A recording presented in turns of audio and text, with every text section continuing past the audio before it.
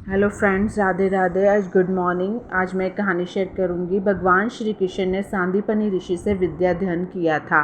सांदीपनि ऋषि उनके विद्या गुरु थे। सांदीपनि जब बाल्यावस्था में थे तो अपने गुरु के पास पढ़ते थे, जब सांदीपनि बचपन में थे। यह एक प्रेरणादायक कहानी है कि आज्ञा पालन की महिमा, आज्ञा पालन की शक्ति। तब उन्होंने अपने गुरु की बहुत सेवा की। सभी विद्यार्थियों में सांदीपनि की गुरु भक्ति विशेष थी। एक बार गुरु के मन में सांदीपनि की परीक्षा लेने का विचार आया।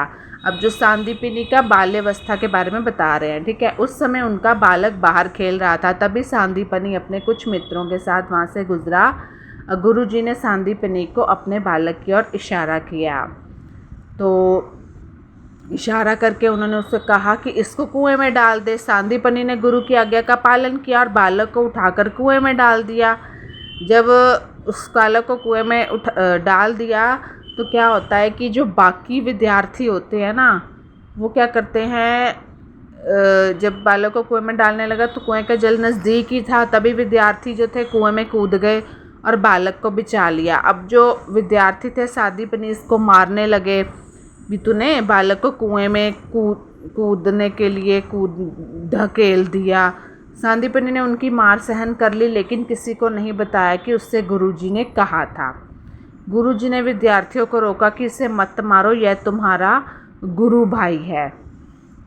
लेकिन उसने सांदीपनि कोई विशेष बुद्धिमान बालक नहीं थे और ना ही वे जड़ बुद्धि थे। वे एक मध्यम बुद्धि के ही बालक थे, परंतु उनमें यह विशेषता थी, हर किसी में कुछ न कुछ विशेष तो होता ही है, चाहे वो जितना समझदार हो ना हो। हर कोई कहीं ना किसी से गुण तो जरूर हर किसी में होता है कि उन्हें गुरुजी को भी आज्ञा देते थे कि वह उसका झट से पालन कर देते थे।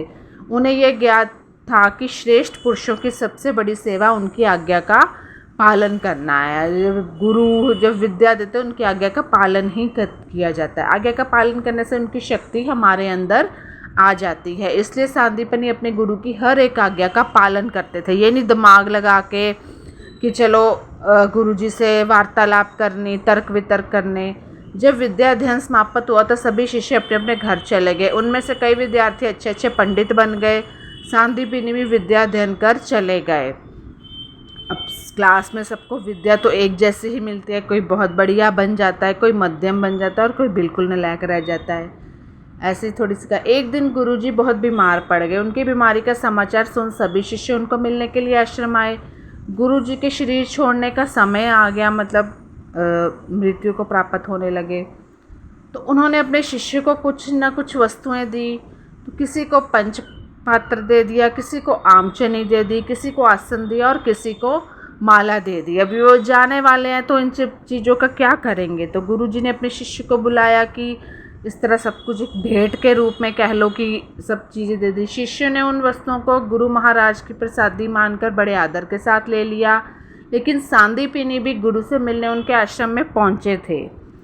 तो आश्रम में जब पहुँचे, जब सांदीपनि इस गुरु के समीप आए तो गुरुजी चुप हो गए। फिर बोले, बेटा तुम्हें मैं क्या दूँ, तुम्हें देने के लिए मेरे पास कोई वस्तु नहीं है। सांदीपनि इसको बोले।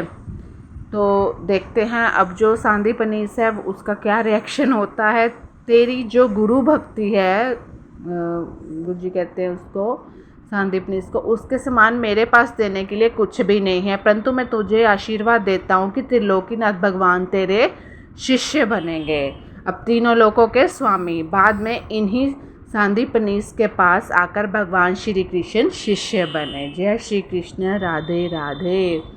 आप सबका दिन मंगलमय हो। गुरु का मानना, उनका ध्यान करना बहुत बड़ी बात होती है। ओके, आज मैं नेक्स्ट स्टोरी भी आपके साथ शेयर कर रही हूँ। अब वो है कि ब्रजधाम में एक सुखिया नाम की मालन आती थी। वह फल फूल और सब्जी बेचकर अपना गुजारा किया करती थी। ब्रज में सुखिया जब गोपियों से मिलती तो वो उसे नंदलाला के बारे में बताती थी। यह श्री कृष्ण और सुखिया मालन की कहानी है। बाल कृष्ण की लीला सुनने में सुखिया को बहुत आनंद आता था। उसका मन भी बाल कृष्ण के दर्शन को तरसता था कि मैं भी मतलब दर्शन करूं, मेरा भी मन हो, क्योंकि बच्चे की क्रीड़ा सुनकर होता है ना, सब खेलने आ जाते हैं। सुखिया श्री कृष्ण को देखने के लिए घंटों तक नंद बाबा के महल के सामने खड़ी रहती थी। लेकिन उसे श्री कृष्ण के कभी दर्शन नहीं होते थे। तो क्या होता था कि जब उसे दर्शन ही नहीं होते थे, वो व्याकुल सी हो जाती थी। भगवान कृष्ण तो अंतर्यामी थे, लेकिन उन्हें तो सब पता चल जाता कि जब उन्हें पता चला कि सुखिया उनकी परम भक्त है, तो उन्होंने सुखिया को दर्शन देने का निर्णय लिया।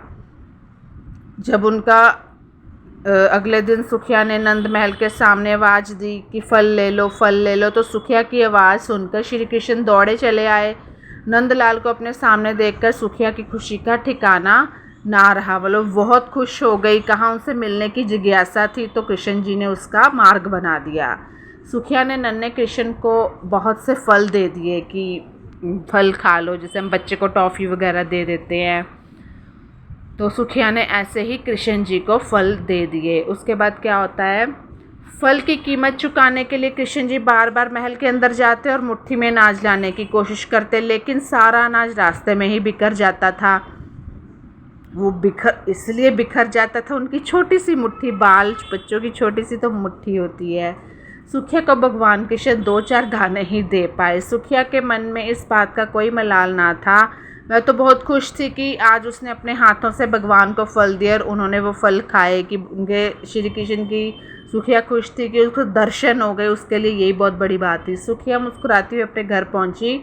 उसकी फल की टोकरी खाली थी, क्योंकि वो सारे फल तो श्री कृष्ण जी को दे आई थी। तो जब उनको सारे फल दे आई थी, तो क्या उसके पास बचता? कुछ भी नहीं था। घर जाकर उसने टोकरी अपने सिर से उतारी, तो पाया कि उसकी टोकरी हीरे जवाहरात से भरी हुई है। सुखिया समझ गई कि यह भगवान की लीला है, तो उसने मन ही मन बाल गोपाल कृष्ण जी का धन्यवाद किया। इस तरह श्री कृष्ण ने अपनी परम भक्ति सुखिया का उद्धार किया। जय श्री कृष्ण। राधे राधे। आप मुझे बताइएगा आपको स्टोरी कैसी लगी है, और धन्यवाद। आप सबका दिन खुशियों भरे बीते, खुशियों भरे, और टेक केयर। Bye bye. आज हमारा हैप्पी बर्थडे है। Thank you.